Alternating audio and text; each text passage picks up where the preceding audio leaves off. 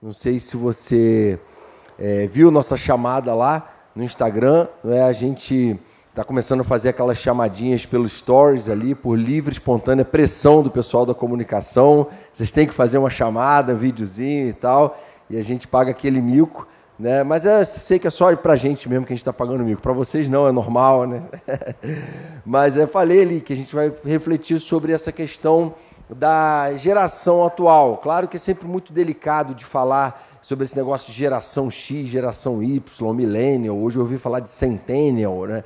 Tem de tudo, vão rotulando, e eu não gosto muito de trabalhar com esses rótulos, e às vezes de uma forma preconceituosa, colocando todo mundo dentro de uma caixa, quando na verdade toda geração tem seus pontos fortes e fracos, não é? E a gente não pode trabalhar com esse preconceito. E aqui, na verdade, a gente tem uma leitura, na verdade, de uma geração atual que está sendo conhecida de uma forma, na verdade, por dois extremos, que são, primeiro, um extremo bom, positivo, de um empreendedorismo muito grande. Você vê que essa coisa da tecnologia, do acesso à informação, fez com que muitos adolescentes e jovens hoje tenham uma visão muito mais empreendedora, uma visão voltada para a questão das mídias digitais, enfim, cursos técnicos, começar a trabalhar cedo. E você vê esse despertamento muito forte em grande parte da juventude hoje. Esse é um lado bom, é uma crítica positiva, construtiva desse momento que a gente vive. Mas tem também uma outra característica da atual geração que tem sido falada e muitas vezes se dá muita ênfase a essa crítica negativa, que é o fato de que muitos adolescentes hoje em casa estão tão acostumados a serem bem tratados pelos pais, a serem servidos, que não conseguem se engajar e também se envolver com as tarefas domésticas, se sentirem responsáveis por contribuir, por cooperar dentro de um sistema doméstico, que às vezes acabam se tornando jovens adultos também sem muito compromisso. E alguns da geração passada já demonstravam isso, e aí quando foram para o casamento ninguém queria lavar louça, ficava aquela louça se acumulando ali, e começaram a ter problema com o chefe no trabalho, no início de carreira, porque agora eu tenho que cumprir ordens de um chefe, e tudo isso, gente, é uma coisa que preocupa a gente. Será que essa característica negativa, que não é dessa geração nem da anterior, é do ser humano, não é? De se acomodar, de não ser tão prestativo, de não estar tão preocupado em cooperar com uma ordem total de um determinado ambiente, ou da sociedade como um todo, ou da igreja, por exemplo, ou dentro de casa, na sua própria casa? Será que isso é só uma questão de personalidade? Eu sou assim mesmo. Será que é só uma questão de uma característica que uns têm, outros não têm, e a gente tem que ficar de boa com essas diferenças? Quando a gente, na verdade, entende e vai descobrir à luz da Bíblia que não é bem assim. Existe, sim, uma expectativa que Deus tem para o servo dele, para o discípulo dele, para o imitador de Jesus, que essa pessoa tenha uma postura diferente diante da vida, uma atitude diferente, que essa pessoa tenha uma preocupação diferente do que esses jovens que estão aí dando cara à atual geração, e muitas vezes fazendo surgir esse preconceito. A gente sabe que nunca é a geração inteira, né, sendo chamada de uma geração inútil, acomodada, leite com pera, geração de porcelana, né, geração rebelde sem causa. Bobagem, não é assim, não é a geração inteira, mas tem gente assim, né? Será que isso é tão somente uma questão da personalidade de cada um? Eu sou assim mesmo, eu fico lá deitadão no sofá e minha mãe varrendo a sala todo dia, eu não faço nada para ajudar, agora que eu estou de férias, né? Oportunidade de lavar a louça, de capinar o quintal, de botar o lixo para fora. Enfim, muitas vezes os pais não passam isso, não cobram tanto isso, ou cobram, mas, enfim, não conseguem fazer valer a voz deles. E aí a gente vai para a Bíblia e, será que na Bíblia eu estou autorizado a encarar isso como uma mera questão de personalidade? Então esse texto vai ajudar a gente a pensar um pouco essa nossa atitude, à luz do ensino de Jesus. Vamos ler lá? Mateus 25, 13, ele diz assim, portanto, vigiem, porque vocês não sabem o dia nem a hora. Então veja bem, Jesus está aqui retomando, ele está terminando uma sessão, a sessão que ele acabou de falar da parábola das 10 virgens, que é aquela parábola que ele fala das virgens prudentes que levaram seu óleo na candeia, e aí quando o noivo apareceu, elas estavam preparadas. Então é uma parábola que fala do final dos tempos e do dia do juízo, da volta de Jesus. E depois desse episódio aqui, Jesus vai voltar a falar sobre o juízo. Porque, na verdade, essa parábola está dentro do contexto da prestação de contas a Deus no dia do juízo. Isso é importante você saber. Tá? Não é só uma parábola para a nossa vida aqui hoje, mas também para o dia do juízo. E aí, gente, vamos lá então, seguindo, verso 14. Também será o quê? Esse dia da prestação de contas, o dia do juízo final, o dia da volta de Jesus, o ponto final da história, será como um homem que, ao sair de viagem, chamou os seus servos e lhes confiou os seus bens. A um deu 5 talentos, a outro 2, a outro 1, a cada um de acordo com a sua capacidade. Em seguida, partiu de viagem. O que havia recebido 5 talentos saiu imediatamente, aplicou-os e ganhou mais 5. Também o que tinha 2 talentos ganhou mais 2. Mas o que tinha recebido 1 talento saiu, cavou um buraco no chão e escondeu o dinheiro do seu senhor. Depois de muito tempo, o senhor daqueles servos voltou e acertou contas com eles. O que tinha recebido 5 talentos trouxe os outros 5 e disse: o senhor me confiou 5 talentos, veja, eu ganhei mais 5. O senhor respondeu: muito bem, servo bom e fiel. Você foi fiel no pouco, eu o porei sobre o muito. Venha e participe da alegria do seu senhor. Só uma pausa aqui, aproveitar que o texto é longo, dá até para fazer pausa no meio, né? Quem é o Senhor aqui? A parábola é o quê? Parábola é Jesus fazendo uma ilustração para contar, não é uma história verdadeira, é uma história fictícia, pedagógica, didática. Ele quer ensinar para os discípulos dele uma lição. E ele cria uma figura e conta, então, essa história ilustrativa em que tem personagens que representam a nós e representam a Deus. Então ele está falando, quem é o Senhor da seara que dá talentos para as pessoas? É o próprio Deus, né? Verso 22. Veio também o servo que tinha recebido 2 talentos e disse: o Senhor me confiou 2 talentos. Veja, eu ganhei mais 2. O Senhor respondeu: muito bem, servo bom e fiel. Você foi fiel no pouco, eu o porei sobre o muito. Venha e participe da alegria do seu Senhor. Por fim, veio o que tinha recebido 1 talento e disse: eu sabia que o Senhor é um homem severo, que colhe onde não plantou e junta onde não semeou. Por isso tive medo, saí e escondi o seu talento no chão. Veja, aqui está o que lhe pertence. O Senhor respondeu: servo mau e negligente, você sabia que eu colho onde não plantei e junto onde não semeei? Então você devia ter confiado o meu dinheiro aos banqueiros, para que quando eu voltasse, o recebesse de volta com juros. Tirem o talento dele e entreguem-no ao que tem 10, pois a quem tem, mais será dado, e terá em quantidade. Mas a quem não tem, até o que tem lhe será tirado. E lancem fora o servo inútil. Nas trevas, ali haverá choro e ranger de dentes. Pesado demais, né? Bem mais pesado do que a palavra que qualquer pastor possa pregar. Jesus aqui falando do último dia, do dia do juízo, e chamando a gente aqui a responsabilidade, falando: o que vocês têm feito com os talentos que eu dei para vocês? E nenhum de nós pode chegar nesse último dia e dizer: Senhor, eu não tinha talento nenhum. Porque a verdade é que Deus deu talentos para todos nós. Não tem ninguém que está me ouvindo aqui que não tenha nenhum talento. Você tem qualidades que eu nunca vou ter.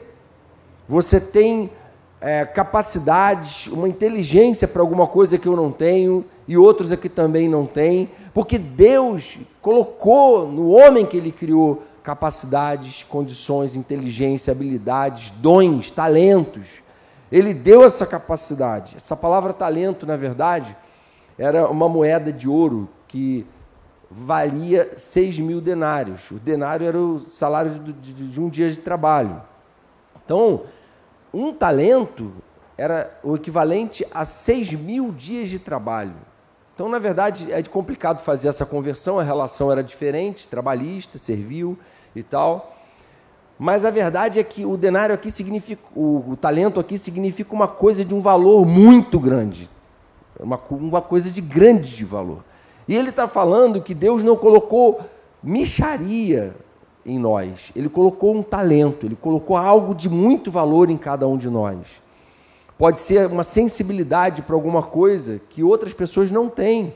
Vocações diferentes, e a gente está aqui diante de um público recheado de talentos, de vocações, de coisas que vocês talvez ainda não tenham descoberto dentro de vocês, mas vocês podem ainda descobrir.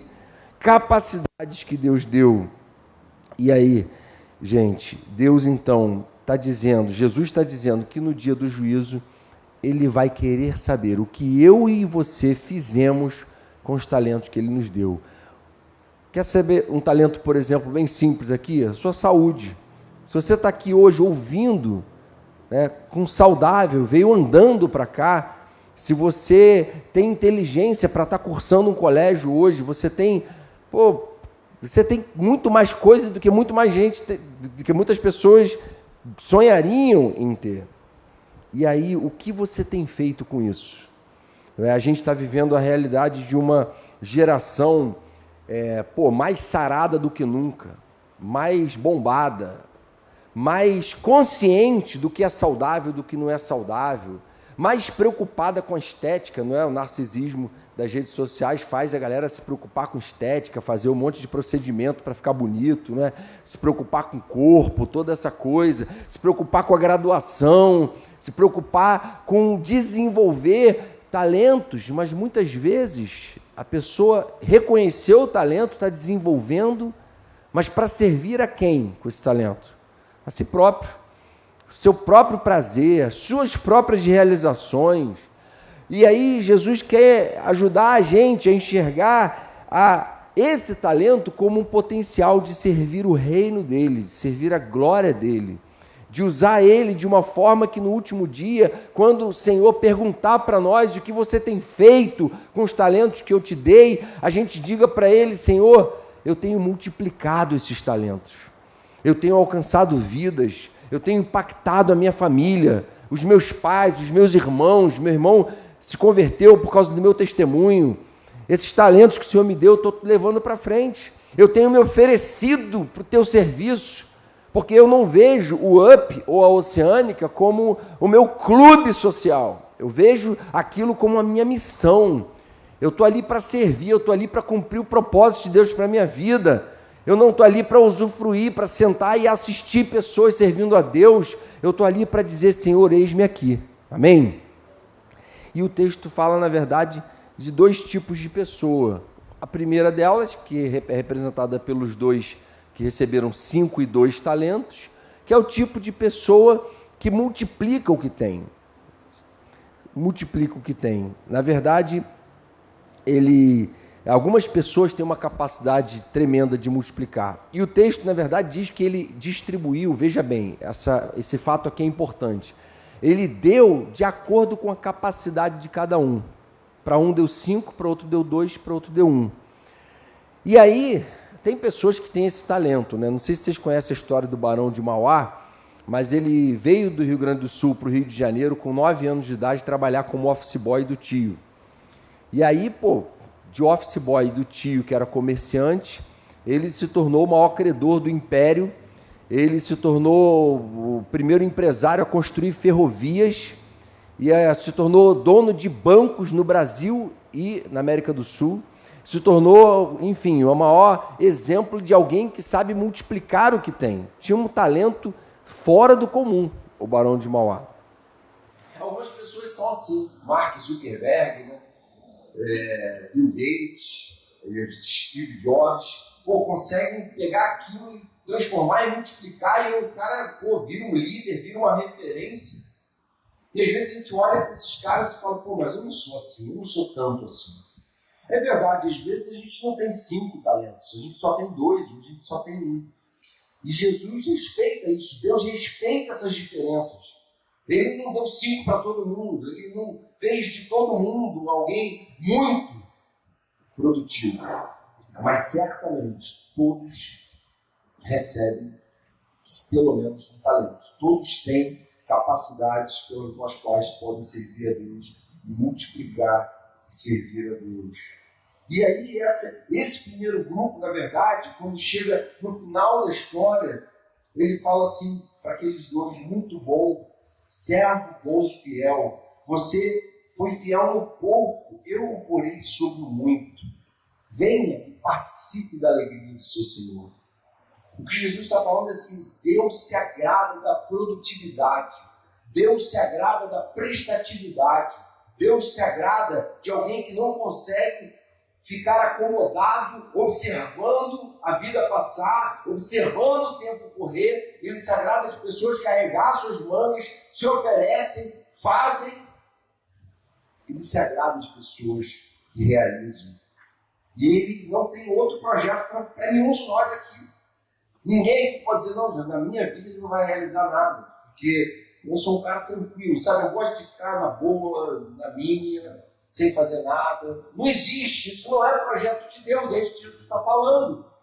Eu quero saber se vocês estão fazendo bom uso, porque vocês não são nada menos do que criaturas feitas à imagem e semelhança de Deus. Vocês não são nada menos do que pessoas em quem o Espírito Santo de Deus habita. Por isso não dá para esperar nada menos do que utilidade. Estranho falar isso, né? Então, quer dizer que eu tenho que ser útil.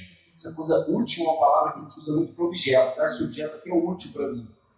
Falar de pessoas é estranho. Mas é estranho se qualquer um de nós falar, Pedro, você tem que ser útil para mim, vem cá. Mas a gente não está falando de pessoas cobrando de pessoas, de pecadores cobrando de pecadores. A gente está falando do único que tem moral para perguntar se a gente está sendo útil ou não, que é Deus, Ele que nos criou. Ele nos criou com um propósito. E Ele que é amor, que é bondade, que é santo, Ele pode sim falar, Jonas, você tem que ser útil. Eu não aceito menos do que utilidade. Eu não aceito que você se conforme com uma atitude inútil, com uma atitude irrefletida, uma atitude improdutiva. E Deus, então, cobra isso da gente e vai sempre cobrar. Ele não quer que a gente pegue esses talentos e fique usando eles apenas para os nossos projetos egoístas e pessoais. Ele quer que você se ofereça, que você se dê. Quem não serve não ama, essa é a verdade. O serviço é uma expressão de amor. Quem ama, serve, se doa. Quem ama está preocupado em fazer a missão funcionar, porque ele está pensando nas vidas que vão ser salvas, assim como algum dia serviram ali naquele lugar para que eu chegasse lá, fosse tocado pela palavra, me convertesse e uma nova vida começasse. Eu agora quero servir para que também pessoas cheguem e sejam impactadas e transformadas. Amém? E aí o Senhor vai chegar no último dia e falar, servo bom e fiel, você foi fiel no pouco, eu vou te colocar sobre muito, você vai crescer, vai amadurecer, vai ser uma pessoa cada vez mais realizada, cada vez mais plena, e entra na alegria do seu Senhor. Aí ele fala do segundo grupo. O segundo grupo é de servos que sabem que têm um talento, receberam esse talento de Deus e enterram. Aí é interessante que ele fala assim, essas pessoas, elas constroem argumentos para justificarem essa atitude de preguiça, de acomodação e de improdutividade.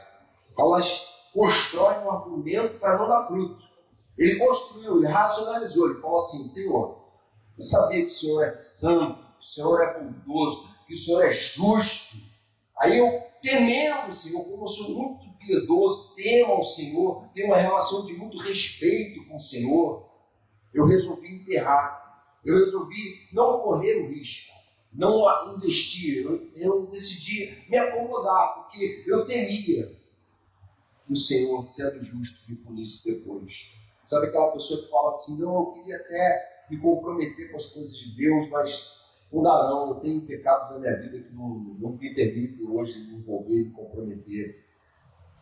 Ou seja, ao invés de abandonar o pecado por causa da obra de Deus, abandona a obra de Deus por causa do pecado. O pecado é prioritário. Quando, na verdade, Deus está falando, cara, abandona esse pecado e cai dentro da obra. Pessoas que racionalizam. Não, mas, pô, sabe como é que é, né? Pô, não dá. Estou estudando muito. Não dá para me comprometer tanto. Pô, sexta-feira, chegar às 7 horas para orar, pô, não dá, cara. Pô, vou chegar às 8, eu estou meio enrolado. Sabe, a pessoa que não acorda sobre a importância que isso tem de você estar junto, orando, investindo tempo, investindo a sua vida. O tempo é um dos talentos que todo mundo tem, que Deus deu. O que você está fazendo com ele? Se você não está vindo orar 7 horas antes, para já aquecer o coração e se preparar e clamar pelo UP hoje, clamar pela igreja, clamar pelo teu amigo de oração, clamar pelo que Deus pode e quer fazer através do culto de sexta-feira e das células. E às vezes você fica racionalizando. Não, Senhor, para não se comprometer, não quer responsabilidade, não quer compromisso, não quer pagar o preço, sabe que uma vez que você se comprometa com alguma coisa, você vai ser cobrado, e ninguém quer ser cobrado. Eu quero viver a vida, quero fazer o momento, cada momento eu vou pensando numa coisa nova, mas Deus não quer e não se agrada dessa atitude. E o pior, gente, é que ele diz que no último dia, quando ele estiver diante de servos assim, que decidiram não se comprometer, que decidiram se acomodar, ele vai dizer o seguinte, verso 26, servo mau e negligente, você sabia que eu colho onde não plantei e junto onde não semeei? Então você devia ter confiado meu dinheiro aos banqueiros, então você devia ter tomado uma outra atitude, tirem o que ele tem e dê ao que tem 10, pois a quem tem, mais será dado, e terá em grande quantidade. Mas a quem não tem, até o que tem lhe será tirado. E aí a palavra pesada, o versículo final. E lancem fora o servo inútil, nas trevas, onde haverá choro e ranger de dentes. Sabe o que Jesus está falando com esse versículo aqui? Que quem é salvo de verdade, quem nasceu de novo, quem tem o Espírito Santo, não consegue ter essa atitude de aceitar uma vida inútil. Não consegue incorporar essa figura inútil. Ele é alguém que o coração está tão alegre, está tão motivado por Deus, que ele quer servir, que ele ama a Deus e ama as pessoas. E ele quer amar o seu Senhor. Então, na verdade, a ausência do serviço é evidência de um coração que não nasceu de novo. Isso tem que incomodar a gente. Peraí, João, você quer dizer então que se eu não faço nada, se eu não me comprometo, se eu não estou nem aí, esse é sinal de que talvez eu nem seja salvo? É isso que Jesus está falando aqui. Servo inútil, lancem ele fora nas trevas, onde haverá choro e ranger de dentes. Por quê? Porque onde é que está a salvação? Me mostra essa sua fé. Sem obras, eu com as minhas obras te mostraria a minha fé, Tiago falou. Que tipo de fé é essa? Que tipo de conversão é essa? Que tipo de cristianismo, que vocação é essa? De Jesus para a sua vida que você não frutifica, nada mudou. Né? O cara era adolescente, dentro de casa e tal, acomodadão, largadão no sofá, não ajudava em nada. Pô, no colégio era egoísta, individualista, onde ele está, e pô, é só ele é o centro das atenções, todo mundo tem que servir a ele, o pai e a mãe tem que se esfolar para dar o iPhone 10, sei lá das quantas para ele, e a vida gira em torno dele. Aí ele entra, se converte, vem para a igreja, entra para o UP, começa a ver aqui sexta-feira amarradão com as músicas do Hillsong e tal, adorando. Agora praticamente não é mais Hillsong, né? Praticamente é só Oceânica, né? Aí, agora, pô, Deus transformou minha vida. Aí chega em casa, a mesma atitude. Como é que pode isso? Não existe isso, é isso que Jesus está falando. Não existe uma aparente conversão, mas a conversão sempre é acompanhada de uma mudança de comportamento que deixa todo mundo chocado. Caramba, esse cara não era assim. Por que ele está agindo assim agora? Tem uma coisa aí que melhorou ele, que melhorou ela. Amém? Tem que melhorar, tem que mudar. Isso não é uma obra de homens, isso não é uma coisa forçada, não é alguém que fica no seu ouvido te cobrando, um chefe, um coronel, um superior militar, não é isso. É uma obra de dentro para fora. O Espírito Santo muda o nosso coração, muda a nossa disposição, e a gente começa a se preocupar, caramba, eu estou sendo útil aqui, eu estou cumprindo o meu papel, eu estou sendo obediente aos meus pais, eu estou sendo um bom aluno no colégio, eu estou sendo um colega de classe que respeita, que ajuda, que chega junto. Lá na igreja, tem um ministério, tem um serviço, eu estou me oferecendo. Às vezes tem gente que fala assim, até me ofereci, mas não me chamaram, né? E fica chateado. Que bom, amém. Você cumpriu o seu papel diante de Deus, você se ofereceu, um dia vão te chamar. Então, gente, essa é a palavra de Jesus. É uma palavra um pouco pesada, mas tem essas aplicações. Primeira aplicação, um dia vamos prestar contas de como temos usado os talentos que o Senhor nos conferiu. Todos nós vamos. E a gente tem que se preocupar com isso sim, tem que se preocupar com o dia do juízo, tem que se preocupar com a segunda vinda de Jesus, tem que se preocupar com o que a gente vai falar para Ele quando Ele perguntar para nós. E a gente hoje tem que viver de uma forma que a gente fique em paz, como Paulo. Completei a carreira, combati o bom combate, guardei a fé, agora estou sendo oferecido como libação, agora estou sendo oferecido como oferta a Deus. Né? Jesus pode voltar hoje, eu estou em paz, tranquilo, estou vivendo para a glória dEle. Minha vida está no altar dEle, eu sou dEle, para a glória dEle. Amém?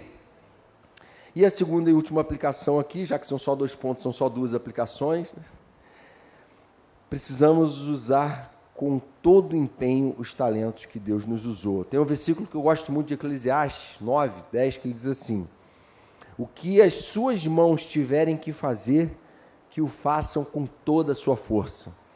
O que vier a tua mão para fazer, não faz mais ou menos, não faz meia boca, não faz assim, né, para agradar a homens, não faz assim o suficiente, dê tudo de si. Lucas 10, 27 cita, na verdade, a lei, dizendo assim: ame o Senhor, o seu Deus, de todo o seu coração, de toda a sua alma, de todas as suas forças e de todo o seu entendimento. Amém? Pressão total, é tudo dele, é tudo para a glória dele, a minha vida é dele. Não dá mais para ficar acomodado nesse ciclo improdutivo, parasitário. Deus nos fez para ser colaboradores do reino dele, esse é o convite. E o reino dele não é só up na igreja, não. O reino dele é dentro de casa, o reino dele é onde você estuda, o reino dele é com os amigos do condomínio, da rua, do prédio, onde você está vivendo. O reino dele é em toda parte. O reino dele está dentro de você, e onde você está ali para ser luz no meio das trevas, para ser bênção. Amém? Senhor querido, obrigado pela tua palavra, Senhor, que não só nos alerta, mas também nos mostra quão graves são algumas atitudes que a gente toma, ou deixa de tomar. Eu te peço que o Senhor levante aqui no nosso meio, cada vez mais jovens comprometidos com o teu reino, comprometidos com a tua glória, comprometidos em refletir o teu caráter, comprometidos em servir, em evangelizar, em dar frutos, em fazer diferença na sua geração, para que sejam uma geração útil aos olhos do Senhor, para que sejam gente que no último dia vai entrar na alegria do Senhor, vai celebrar com o Senhor a vitória final. Em teu nome que eu te peço, Jesus. Amém.